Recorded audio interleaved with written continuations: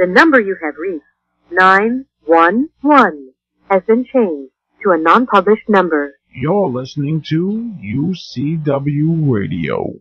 In your face. Welcome to another segment of UCW Radio. This is your host, Lou, a.k.a. Falcon Coparis. And again, I want to thank all of our listeners for the continued support just by listening to the show. We really do appreciate it. We are trying to bring you some very interesting guests and some great entertainment people. So just stay tuned as we continue to do that. Now, today on the show, we're going to have a very special guest. He is a former World Wrestling Federation superstar. He is a poet and an author. And by the end of this show, you will find out that he's a great man. Now, before we bring him on the line, I have to give you some information. Listeners can actually call in when the show is live. Get a pen and write it down. The number is 323-215-1446. And even if the show is not live, you can actually call in and leave your comments or questions for our guest. And if it's interesting enough, trust me, it'll be part of the show. Also, if you are on Twitter, then you can shoot me out some questions or comments while we're live, or even if we're not live. We'll read them off. Again, if they're interesting, if they're ridiculous, then forget about it. Don't bother. You'll know who the guest is. Just go to ucwmagazine.com and you'll find out. Just shoot me out your questions, your comments, so on and so forth. My Twitter name is Louis Velazquez. That's LOUISVELAZQUEZ. Follow me and ask away. You can even find me on Facebook. And you could hook up with me there and ask your questions there as well. Now, without further ado, let's patch in someone that I have to say I hold in the highest regards in the world of pro wrestling and even outside of pro wrestling. He is the one, the only, Lanny Poffo, a.k.a. The Genius. Lanny, welcome to UCW Radio. I really want to thank you for taking time out of your day to speak with us today. Well, thank you very much, Louis V. I'm looking forward to it. Excellent. We always appreciate the time our guests put aside for us, because I know you're a very busy guy, so I do appreciate it. Lanny, our listeners may only know you as a former WWF/WWE pro wrestler. One who shocked the world of wrestling by defeating the mighty Hulk Hogan on Saturday night's main event some time ago. But there's a lot more to you than what people see out there. Your life's journey has been an interesting one, an amazing one, and during this interview we are going to dive into certain parts of your life that many people out there may not know about, but they're not only going to find it interesting but possibly inspirational. So let's start at the beginning and crank the clock back a little bit when you to the time when you first stepped into the ring. How did that come about? Well, I had a very good advantage. My father is Angelo Poffo, and I never wanted to be a wrestler per se. I wanted to be a baseball player. Unfortunately, they have a little thing about hit, run, throw, and field, and I didn't really make the grade. Okay. I was good enough to be the best in Downers Grove, Illinois, but they go to different levels, and it became apparent that in a reality world, I wasn't going to be a baseball player. So instead, I'm a baseball fan. And because my father is Angelo Poffo, wrestling's kind of a closed business, and having a father really helps because there's a lot of wrestling schools out there that are more interested in taking your money than providing you a service. You're so very right about that. And back then, when you first got into it, everything was territorial. You didn't have one international company. You had territories, NWA and so on and so forth, and Stampede in Canada. So it was a different era at that time. That's right. And in some ways it was, of course, now it's better for just a few guys. In those days it was better for more people. Well, you had a lot of people had the opportunity to wrestle in Florida, or wrestle in Georgia, or wrestle or in New York and California and so on and so forth, or go to Canada. There was always somewhere to go. And now, I guess things have tightened up tremendously on a bigger scale. and that probably puts people at a disadvantage that wanted to really just get into wrestling. It puts you in a disadvantage when you're beginning, but as far as ultimate stardom, riding the crest of the WWE is the way to go. It's just a matter of how do you get there. That's what I was lucky to have been in an era where, we had, it was like vaudeville. For show business people like Jack Benny and Bob Hope, Right. They had a chance to be lousy. It takes a million times to be lousy before they got confident, and then they worked their way up slowly. And by the time you saw them on radio or television, they were already seasoned professionals. Well, you have to go to the bottom to do that. Right. Well, you can't just go right to the top. Well, without a doubt, and they had, when you're working on the independent circuit, or when there were territories of, these big names now, whether you see a Hulk Hogan or even your brother Randy Savage, they had an opportunity to be bad and get all the stuff out and then polish themselves up for the finished product. Right, and I'm talking about the appearance, the gimmick, the interview, all the facets that make a person worth buying a ticket to see. Right, there was a time that you just had big monstrosities of guys just getting in the ring with no personalities. I've seen it time and time again in the past, but that's changing now. You need something more. You need, as you said, you need the gimmick, you need everything, you need the outfit, you need everything to mesh for that finished product. Now, go ahead, Lanny. I'm sorry. No, I'm listening. No, I know you want to interject, so you have a lot to say, and I don't want to be the I'm only one just saying talking. that size is a factor, and it's an advantage. But it's not the whole show. It's not the reason. And I only wish some of the people would have been able to see Andre the Giant in the 70s. Because if you only saw him in the 80s, you missed the part where he was actually worth the ticket price. In the 80s, he was basically the name on the marquee, and you got to see the Giant, but you didn't get to see the Giant do what he did well, because by then he was crippled and immobile. But trust me, he was worth the price of a ticket in the 70s. I saw a match between Terry Funk and Andre the Giant, and after the match was over, the fans stayed in the building. You know how the fans of the Los Angeles Dodgers want to leave because there's a big traffic jam? Yeah. Fans weren't interested in leaving. They just stared at an empty ring because they were so awestruck about the greatness that they had seen, and this was like in the year 1976. Wow, and that's a rarity nowadays. You do have matches now that make you say, "Wow." Okay, but that's not every match that's out there, especially nowadays. But you do have those, and you have those special people. Well, and don't forget the people are jaded now because they've raised the bar so much. Yep. It's like for one guy jumps out of the balcony in the cup of water. What's the next guy do? Shoot himself out of a cannon. Yeah. It's getting to the point where it's very, very dangerous, and there are people that want to be the best, and how are they going to be the best? By taking more risk. Right, and that's been the case going back. It was started probably in the 90s, in the mid 90s that I know of. We had ECW doing the extreme stuff, and then they kept raising the bar and forced people to go and do something more. Now that everything is lumped into one organization, the fans expect that. They expect you get thrown into a table, jump off the top rope, go on a ladder, jump off into the crowd, do this and do that, and basically these young wrestlers that have a lot of potential, they're getting hurt. Okay, and it's not a good thing. It's not a good thing, but there are 30 wrestlers waiting by the phone hoping to capitalize on somebody getting hurt. It doesn't sound nice, but it's human nature. It's a reality, and if you do get hurt, what happens? You have to pop a pill and get back in the ring, or either that or you're going to lose your spot, and that's what happens. Sad but true. That's right. I mean, there isn't a wrestler that isn't expendable. That is the thing, because it's not the wrestler that makes the organization, it's the organization that makes the wrestler, and that's what people need to understand. That Vince McMahon's a smart guy. I think he did a lot of phenomenal things, but he is the guy. He creates you or he breaks you, and that's it.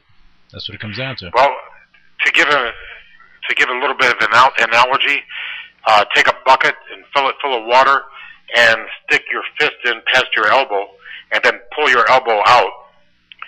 And the hole that's left in the water is how much you'll be missed if you leave. That's a good analogy.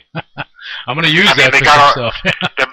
the Yankees, you know, Babe Ruth was a big deal, but they kept winning after he left. Right. Yeah. See what I mean? Yeah, no, I see that. That makes a lot of sense. Yes. That does make a lot of sense, and I like that analogy. But let's touch on something else. You are part of one of the most famous families in the world of pro wrestling, which include your father, Angelo Poffo. He was featured in Ripley's Believe It or Not some time ago. Your brother, Randy Macho Man Savage, he's one of the most celebrated pro wrestlers of all time. But before I continue with the story, I need to ask you, how is your dad doing nowadays? He's 84 years old. He has good days and bad days. Some days when the elevator doesn't go to the top floor. But he's a very strong person, and he's too, you know, I can't tell you he's doing fantastically, but I can tell you it's fantastic that he's still alive. And my mother, they've been married 60 years. God bless them. God bless them. God bless them. 60 years? Oh, yeah. Neither my brother or myself are going to break that record. I was married 12 years. Randy a little less. But the thing is, my mom is 82 years old. She just had a artificial hip, and if you're cognizant of what that is, it's not a good thing. No. For a few weeks, and now she's doing real well. She's on her 11th week, and she's very happy that she got it. She's being very active now. She's going to bury us all. She's tough. Good, but you know something? Having someone strong in your life like that just makes you keep things in perspective. Like, wow, you know what? I can get through anything, and that's great. You know, to have a strong mom like that still around, and yeah, I think that she can take you though. Yeah, she can, and she's a Jewish mother too. So she doesn't let me leave the house if it's going to rain. You know, like you got to wear something else. You know, that's the thanks I get. You know, so my father's Italian, and I was raised Catholic, and my mom is you know, Lithuanian and Jewish extraction, and every stereotype you've ever heard about both nationalities is true. I can guarantee you. You grew up in that environment. That must have been interesting. You know, your father, you know, Angelo Poffo, he is a legend in wrestling. A lot of people nowadays may not know who he is, but he has an interesting story. If you don't mind, you know, if you can just go into his story and how he got into wrestling, because that was the basis of you and your brother getting into it. Because you know, you were trying to get into baseball, your brother as well, but your father, he's the one that kicked everything off. That's right. Actually, he wanted to get into baseball too. Right. Now he went to DePaul University, where he was hit in the head by a fastball, and they hit him so hard he ran to third base instead of first. And then he collapsed, and he stayed asleep for 72 hours. When he woke up, he tried to play baseball again, and he couldn't hit anymore because he was afraid. There's something psychological after you've been beamed. You know, the brain's saying, "What are you doing? There's danger, Will Robinson, danger." Wow. So the greatest moment in my father's life happened before he got into wrestling, and you had mentioned Ripley's Believe It or Not. Yeah. And let me see if I can remember the poem I wrote for him. It was back in 1945 on Independence Day. The Nazis had surrendered. Japan was on its way. My dad was in the Navy, as history will tell. As he was bleeding through the mats, a world record fell. He did 6,000 sit-ups with an extra 33 to glorify our Savior who died for you and me. And Robert Ripley's feature celebrated that event. Giving credence to success is not an accident. That's always been his motto through times both good and bad. He's a real Hall of Famer and the world's greatest dad.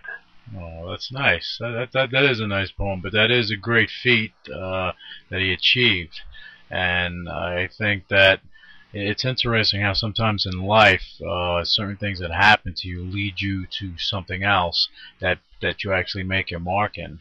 Because that event with him in baseball led to him going to Calgary, and he trained under Stu Hart in the dungeon, right?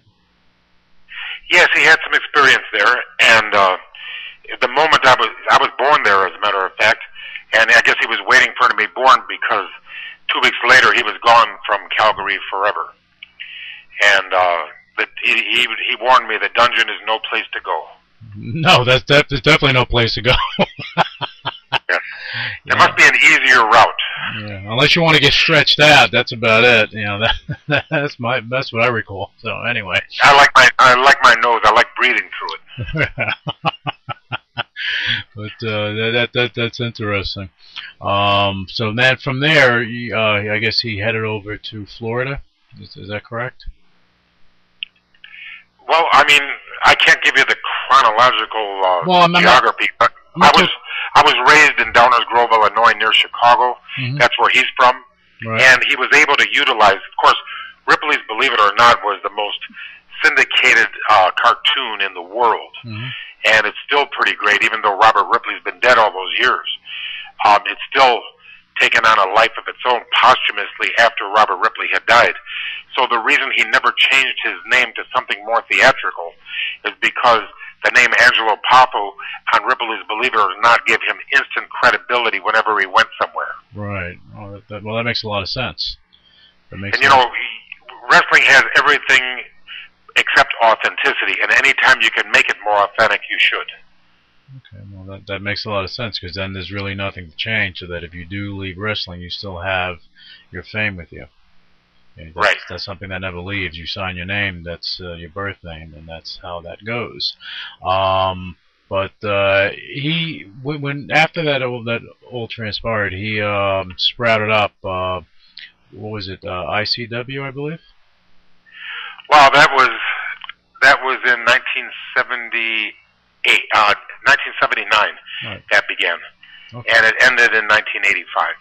Okay, so it had a nice run. But now, after that, you entered the WWF. That's right.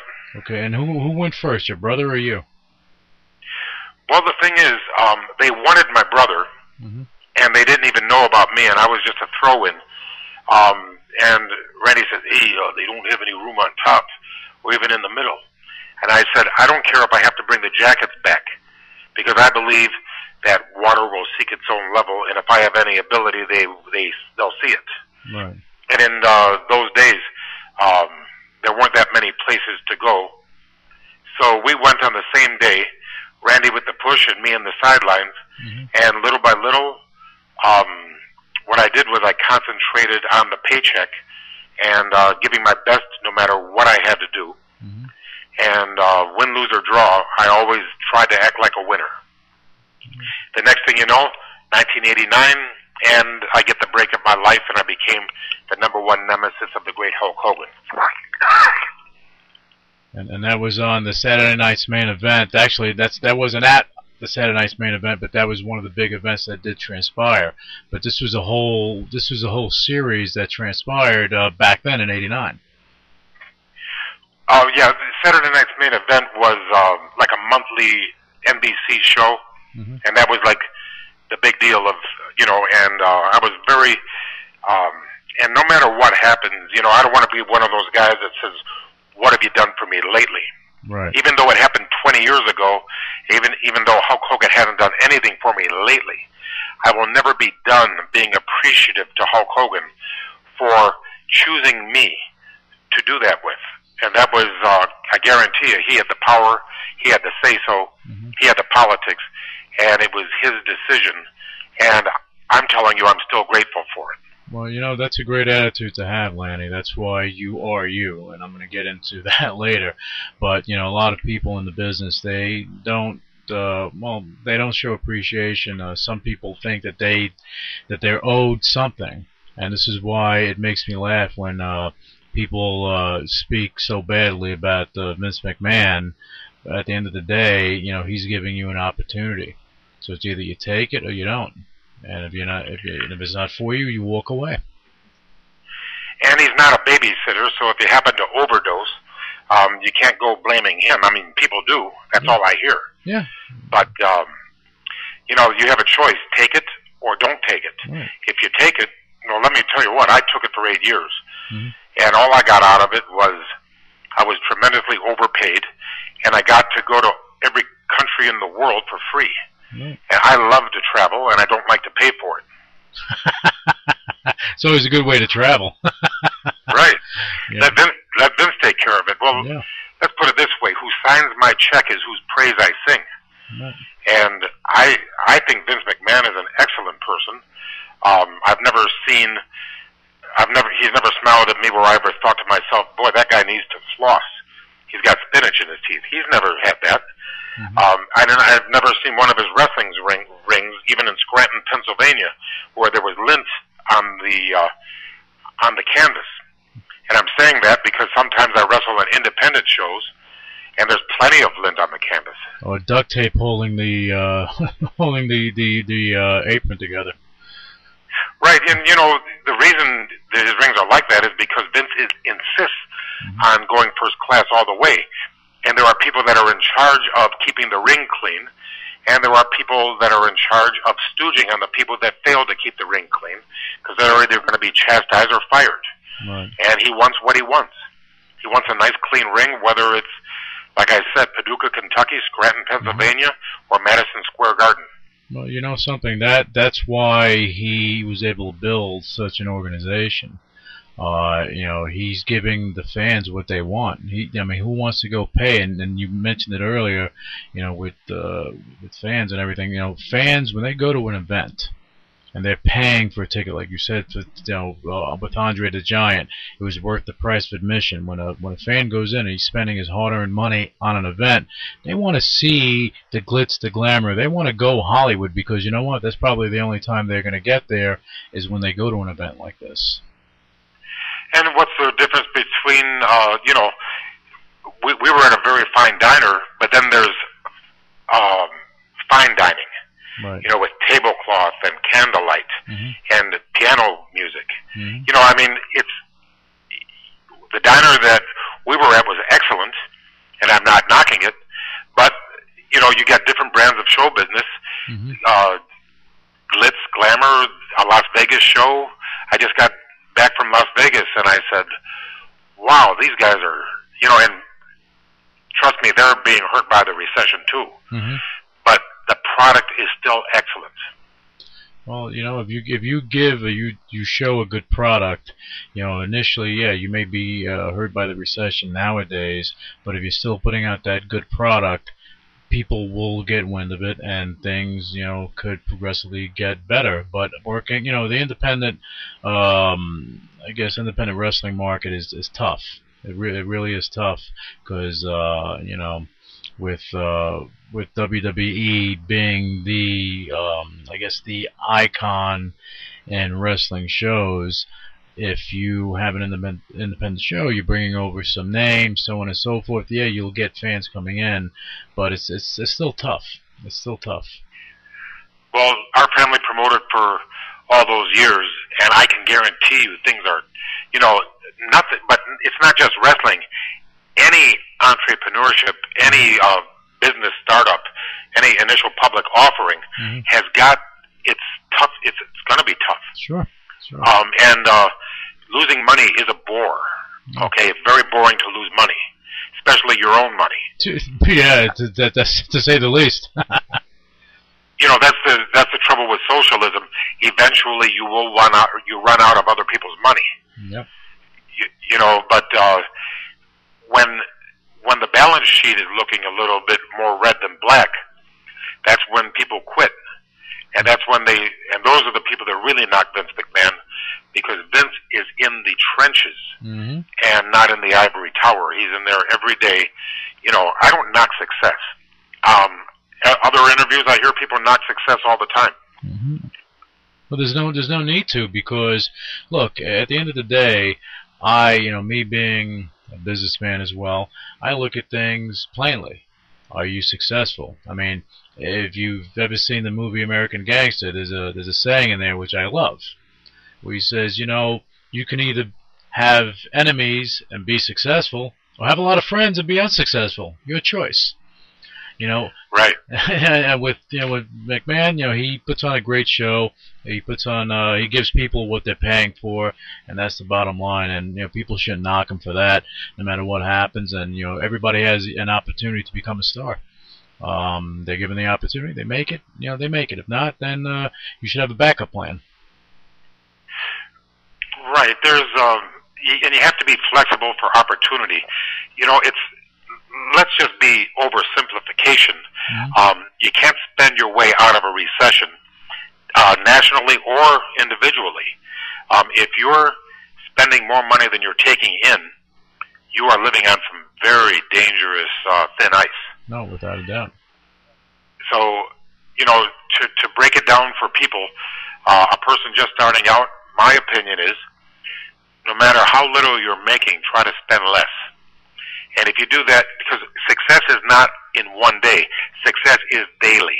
And that's why I'm glad my father was my father, because he certainly instilled that in me. And I'm afraid that the kids today don't understand that, and they're going to have to learn the hard way if they learn at all. Well, that's even beyond wrestling, Lanny, because you have these kids popping up in rap music, this entertainment sector, that entertainment sector. They're blowing money like crazy. They're financing to buy $1 million gold chain, you know, a diamond chain or bracelets. It's just amazing to me. It's just amazing, you know. But yeah, your father had the right idea, you know. And you know what? I lived very well. I mean, you know, he would sacrifice on the road, but he would indulge his children. Right. So Randy and I were never without.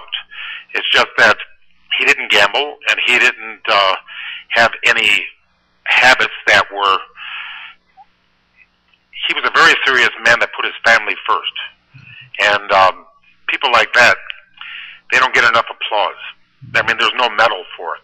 Nope. You can't even get in the newspaper, and they say if it bleeds, it leads. You know, the leading story. Yeah. Well, nobody ever wants to hear about a family that did well for themselves and for others. You see, they don't get the publicity. If you go on the New York Post or something, you always say, who died?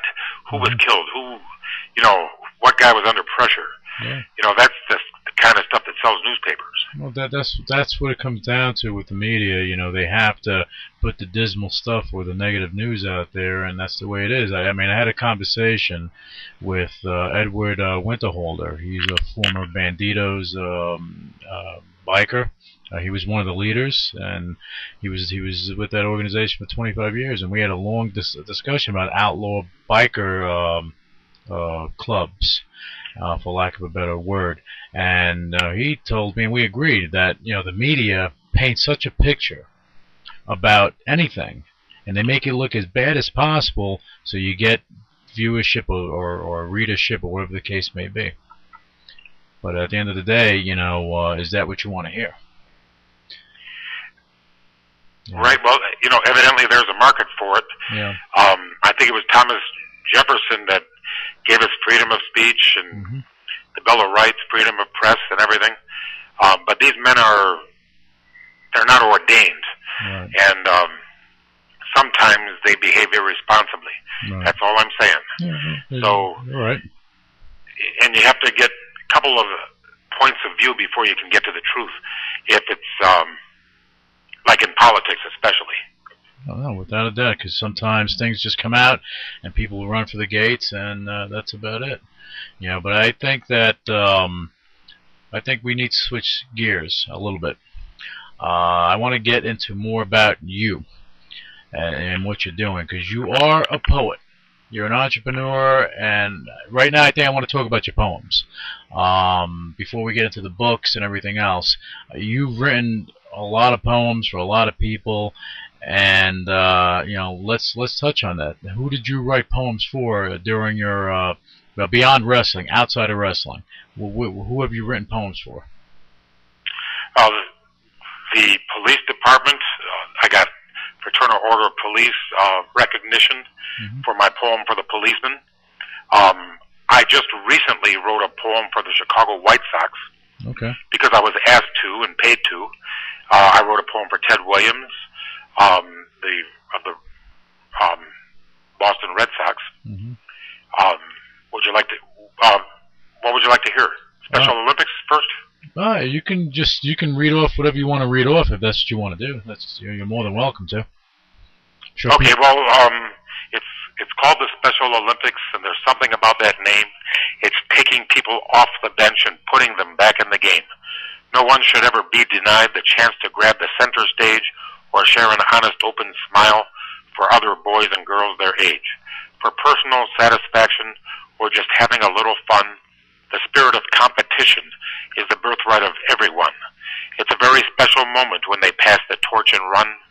In the words of Charles Dickens, God bless us, everyone. Well, that's a great poem. And that was for the Special Olympics, right?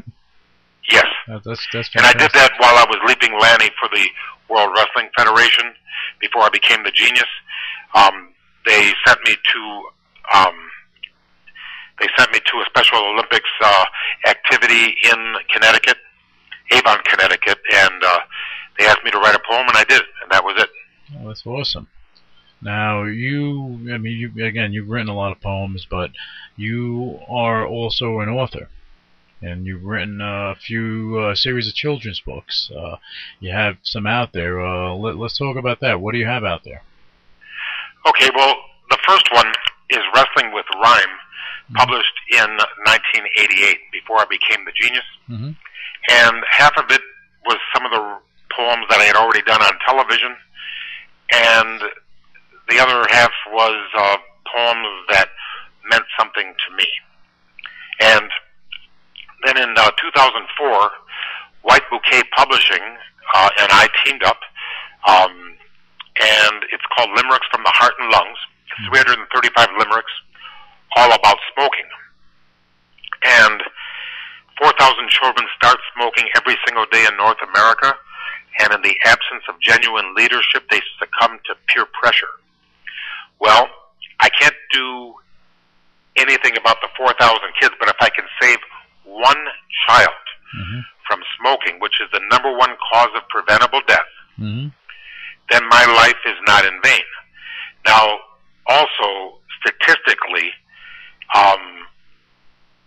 for some reason,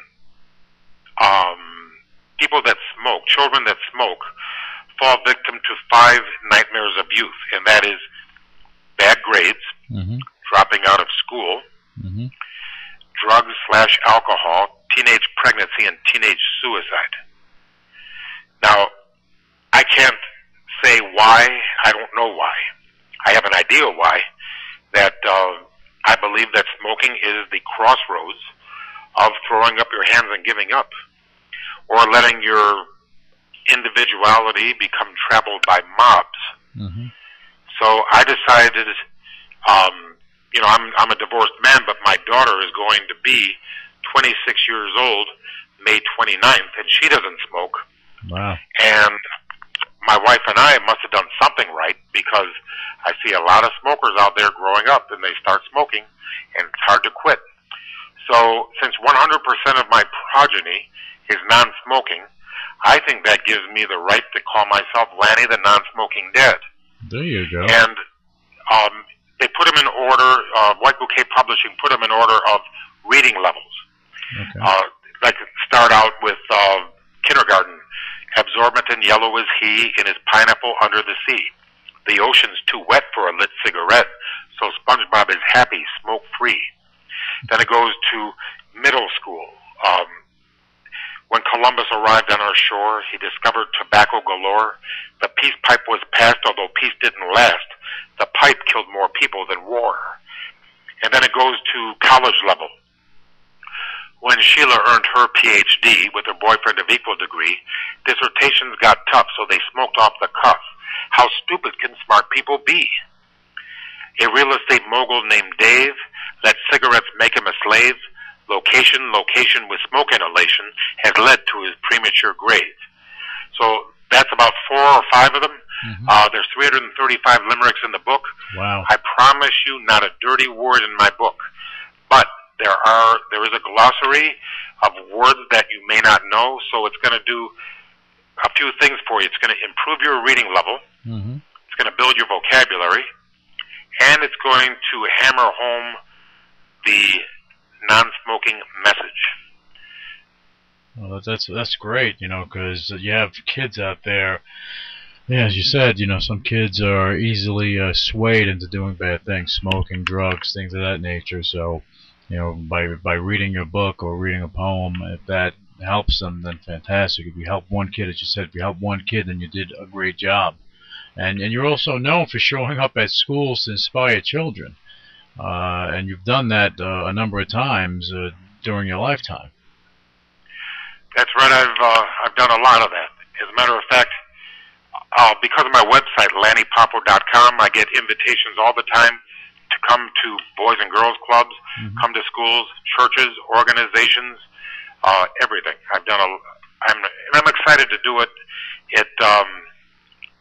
To be perfectly honest with you, I think I enjoy it more than the kids do. I can understand that. Like, I really can, you know, and I think that it's great that you're doing so many things for the kids, because if for these kids just to see you and just to hear what you're saying and get the message, and for them to say, wow, I just got inspired.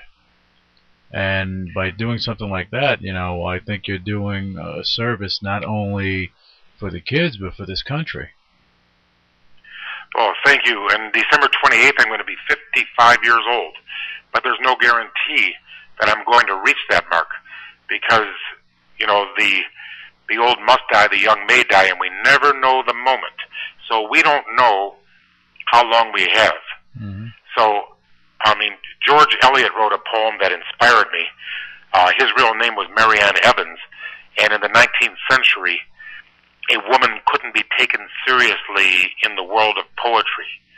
So she had to use a pen name that was a male. Okay. And she said, if you sit down at set of sun and count the acts that you have done, and counting find one self-denying deed or word that cheered the heart of him who heard, one glance most kind that fell like sunshine where it went, then you may count the day well spent. But if through all the livelong day you've cheered no heart by yea or nay, if through it all you've nothing done that you can trace, that brought the sunshine to one's face, no act most small that helped some soul and nothing cost, then count that day as worse than lost. Well, when I saw that poem, I decided to make it my daily mantra. Okay. What have I done today? What have I done to help somebody? What have I done? And if I've offended anybody, let's make sure that I apologize. Because, you know, people have feelings. And no matter who you think you are, nobody's better than anybody. And no man stands taller than when he stoops to help a child. That is without a doubt. And I honestly, I couldn't have said it any better. Not even if I tried my hardest and I studied for a week. You know, you just put everything out there in such a way that, yeah, you know, people, you know, they should understand that, yeah, no one's better than the next man, and you have to keep things in perspective, because you're here today, gone tomorrow. That's why you have to live for the moment, and that's something that you do, and I know that you do that. Now, Lanny, are you working on any of the books currently? No, what I'm doing is I'm working on a lot of public appearances. Instead of writing books, I'm just writing poetry. Okay. For example, I just wrote one for the Chicago White Sox. And Wine Styles is a group that asked me to do a poem for them. And, you know, whenever people ask me to write a poem for them, if I agree to do it, all I need is a bulleted list on the... or I just look at the website, you know. Of course, in my day, and we didn't have Google, or as the ex-president used to say, the Google. The Google. But yeah, so you're doing a lot of personal appearances now. You're you're traveling the country, traveling the world, actually. Right, and let's face it, I'm still enjoying the ancillary benefits of being a former WWF, WWE personality. Mm-hmm. Because, like, at WrestleMania, that was, I guess it was in Houston. I can't even remember. Okay. But I went to Toronto, and I went to Etobicoke, which is a suburb, and I went to Boston Pizza, where I was paid to meet, greet, sign autographs, and be nice to wrestling fans that were watching the pay-per-view in the sports bar situation. Okay. And I'm thinking to myself, how lucky am I, to still be profiting from WrestleMania? Yeah. And I did a few poems and I had some fun. That's not work. That's not digging a ditch. No, exactly. That's not digging a ditch. And I just want to touch on something. You said that your birthday is coming up, and you're going to be 54 years young, and yeah, 55. 55. So I'll be 55. So 55 years young, and you will make it to that point. And we don't want to have any negativity like that. I just need to say that because I hold you in the highest regard. Well, thank you. What I like to do though is I like to live each day as if it was my last, but plan ahead like I'm going to live 200 years. Okay, good. That I'd rather hear that than hopefully you make it there. So hopefully you make it to it has a lot to do with looking both ways before you cross the street. Right. No running with the scissors. Everything your mother told you that you used to roll your eyes. Yeah. But it's true. Mm-hmm. And in your business, it's nice to have a stop loss when you invest too. Yeah. Because it's nice to say, let your profits run, but I refuse to lose more than this much. Right. Right. I'm just speaking, I don't know, whimsically about that. But there are people that invest carelessly. There's people that cross the street carelessly. Mm-hmm. I always like to know what's the worst that could happen. What's the risk-reward ratio? Right. And then you map out, what is it worth it or not. And if it is worth it, you do it. If not, then you don't do it. And that's a good way to look at it, because a lot of people, a lot of these kids out there, they think that that smoking, drugs, because everything's glorified. That okay, I can just smoke one joint, or I can just take one cigarette. I'm not going to get addicted. And all of a sudden, what happens? That's right. And fear and greed are two things that you need to, wash yourself of. Yep. Yep, and that kind of attracts the kids to that. Now, Lanny, this is the time where we're going to give you the floor. We're to talk about anything that you want to talk about. Plug your events, your book, your autograph signings, your readings, whatever you have going on, your website for sure. Plug your website and anything else you have going on. So go for it. Well, okay. I'm not going to stop. I don't know my schedule by heart, but I do know that October 22nd, I've been invited to go to Warsaw, Poland, and I'm going to wrestle. Because of my website, a fellow emailed me and said he's a businessman from Warsaw, Poland, and that I was his favorite wrestler when he was, 20 years ago. And since he wanted to make sure that he booked me, and he wanted to know if I could still wrestle. And I said, well, I'm not as good as I was, but I can definitely, and I've never been to Warsaw, and I would love to go.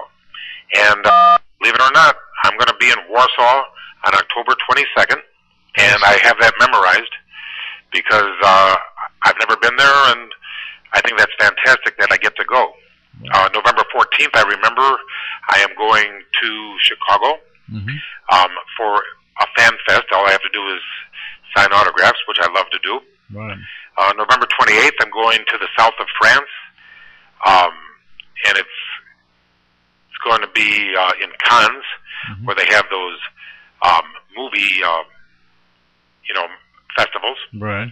November 28th, I'm going to the Mediterranean Sea in France. Wow. So I don't have such a bad life. No. I'm just keeping open January 8th, 9th, and 10th for a very dear friend of mine who might see that I get to go to Atlantic City, there you go, New Jersey. And I'm going to make sure that nobody gets to book me on those days until I find out from this person that it's not going to happen, because I really want to go. January 30th, I'm going to Manchester, England, or United Kingdom. February 6th and 7th, I am wrestling in Germany. What towns, I'm not sure. February 20th, I'm going to be singing karaoke for children's cancer in Ybor City, Florida. That's and excellent. It's my 4th time to do that. That is excellent. That is excellent. Go ahead, continue. I think that's great. May 31st through April 6th, I'm going to be wrestling in England. Not for the World Wrestling Federation or World Wrestling Entertainment, but there are people and, you know, independent promoters, and if the price is right, I'll be there tonight. Right. And I absolutely love to travel.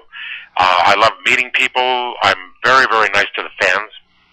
And, you know, when I met you, I told you the story of Art Linkletter. Yeah. How I asked him for his autograph, and he told me something that you should never tell a child. And it scarred me for life. And I remembered that, and I'm always nice to the fans. Now, I am not going to give you the same show that Leaping Lanny used to, or the Genius, if you remember me from, you know, 20 years ago and more. Mm-hmm. However, even if you're not young anymore, you can be nice to the fans, okay? And I can still do a moonsault, still read a poem. So I'm going to do everything I can in the ring and out of the ring to make sure that the fans don't demand a refund, because, you know, they spent the money and they deserve satisfaction, you know, more bang for their buck.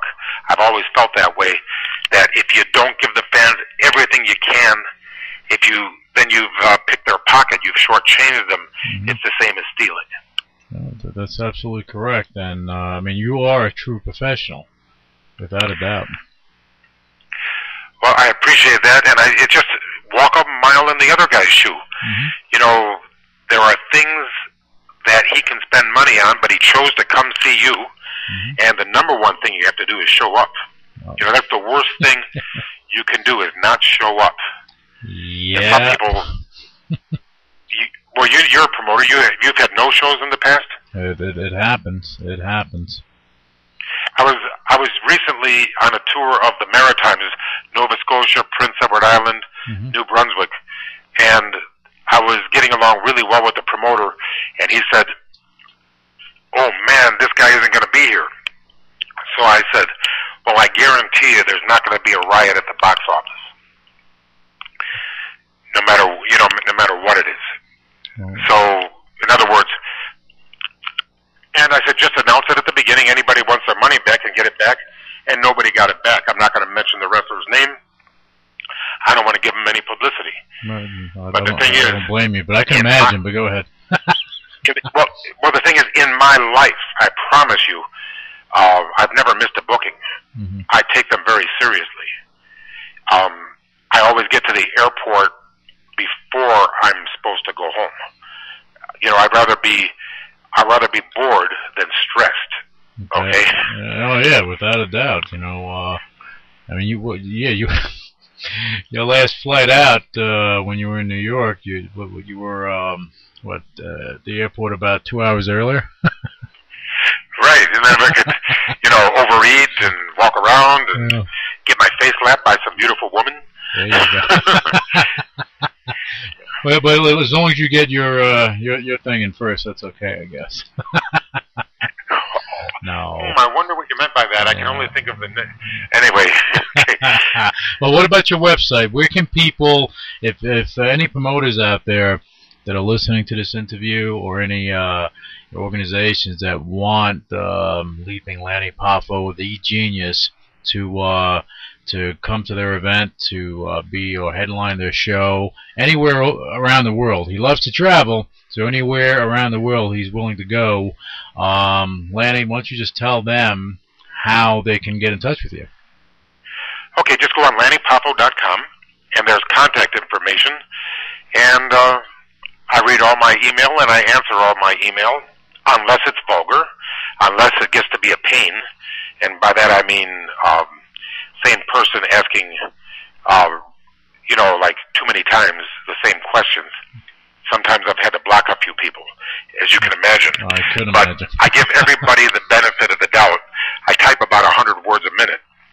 I'm not a genius like I said I was either. That was definitely a gimmick. I don't belong to the Mensa Club. If I'm a genius, it's for a wrestler. Let's put it that way. And I do write my own poetry. And when I quoted, whenever I do a poem that somebody else wrote, if you notice, I always gave credit that it was George Eliot, a.k.a. Marianne Evans. Right. And any other poem you heard me do is what I did. So if you can spell my name, Lanny, that reminds me, I was on the Jonathan Ross show in England, and he called me Lenny, and I said, no, it's Lanny, like Fanny. He says, oh, you can't say that on the telly? I said, why? Well, in England, you see, I didn't know this, but Fanny is a very bad word. And it's not such a bad word here. Well, let's put it this way. It rhymes with something that a football player might do on fourth down. Oh, really? and it starts with the same letter that starts the word Cucamonga. There you go. I think we can read between the lines on that one. Right. And it's not a very popular word here. And, you know what I mean? So, in other words, our English is a little different. Our bad words are a little different, too. Right. So, anyway, anybody that wants me, I can't take every offer. But if it's someplace I want to go and the price is right, I will be there tonight. Okay. And like I say, I just got back from Las Vegas, had a fantastic time, met some excellent people. The only thing that disappointed me, and, you know, I had wrestled for WWE before at the Thomas and Mack Center. Mm-hmm. But I didn't notice it then because non-smokers didn't have rights back then. Mm-hmm. But here, many years later, you go through the casino and they're all smoking in there. And I said, what's going on? You know, I thought that every place had abolished indoor smoking. Mm-hmm. But evidently not. I said, well, that's enough to cure my gambling. Yeah, well, hopefully they weren't smoking in the arena because I wouldn't be able to perform to that. Well, in my day, we did that in the smoke-filled arena. And, you know, you think you're a non-smoker, but you're breathing in the equivalent of all that smoke. You know, in our day, we were the minority. Now we're the majority. Now we've got the power. Yeah. And I squeeze. You say, do you mind if I smoke? Yes, I do. I mind if you smoke. Well, at least you're being honest. Yeah, I mean, I've before I was a boy in a man's business. You know, I was 18 years old when I started. Considered myself very, very lucky to be in the business. I still do, but I also have a few things I'm not going to tolerate, and that's one of them. Well, you know, I don't blame you because smoking kills. I mean, they have that big warning on the packet, and it's just funny to me is that you see the warning says smoking can kill you. Okay, it's hazardous to your health. Okay, but you want to put it in your mouth anyway. Well, I guess to each his own, and everyone takes their own path, and there's nothing that we can do about it. And it's hazardous to your wealth. Yep. You know, I was just talking to this girl. She was complaining that she had no money. She was complaining that she couldn't pay her rent, her insurance, her car bill. And I said, how many tattoos do you have? She says, well, I have this, this, this, and that. I said, 18 years old, and that's how many you have? Do you have any piercings? Yes, she had a few piercings. Mm-hmm. And you're a smoker? Mm-hmm, mm-hmm. I don't feel sorry for you, I said, there are necessities of life, and there are luxuries. Mm-hmm. And you're not only indulging in luxuries, you're indulging in folly, which is a nice word for stupidity. Yeah. Now, I have nothing against if you have enough money to get a tattoo, go ahead and get a tattoo if you think that's going to help you. If you think, you know, that's what you want.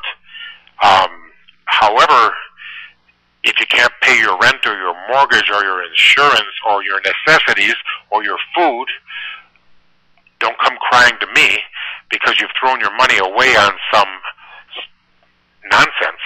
Yeah. You see what I mean? Yeah, no, I see what you mean, because people, as I said, even earlier, I mentioned that you have these rappers and everything. They're financing to buy all this elaborate stuff, all these luxuries and whatnot. Even the average Joe going out and eating out every night, that type of thing. If you're tapped out, cook at home.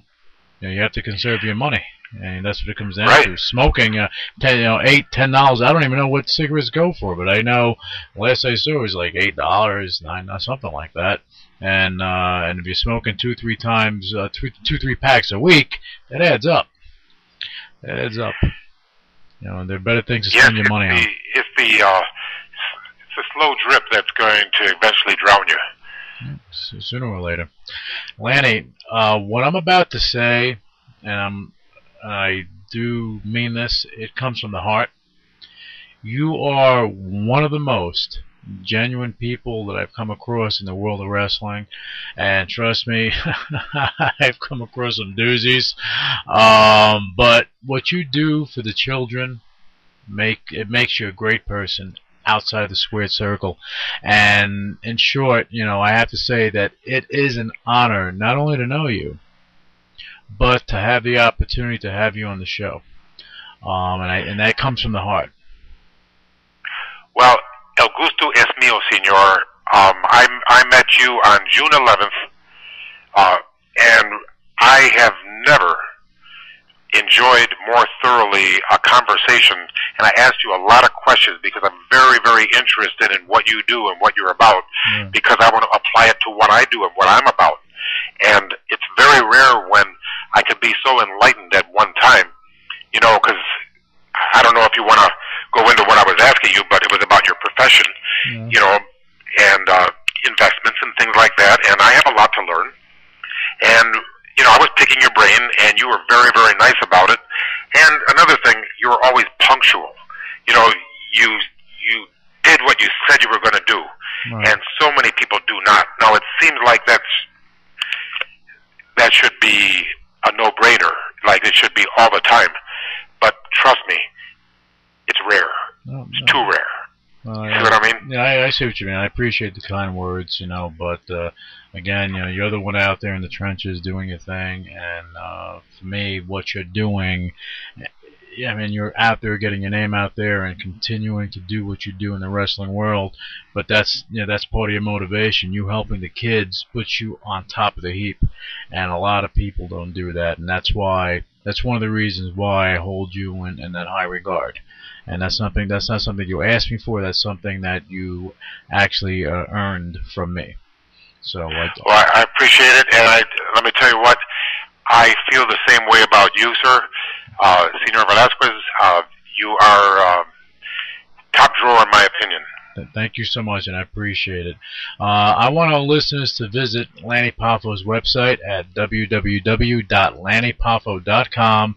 And if you're a promoter, definitely go and book this man. You won't have any regrets. Actually, you may even call the show and thank me for pushing you to do it, because out of most wrestlers out there, especially from the WWF days, he is, I'm just going to say what you just said, Lanny, that he is top shelf.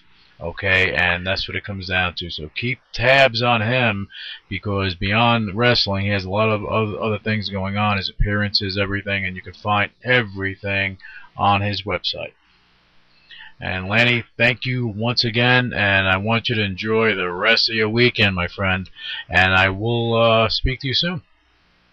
Okay, thank you very much. Initiating shutdown sequence. What is your major malfunction? So let it be written. So let it be done.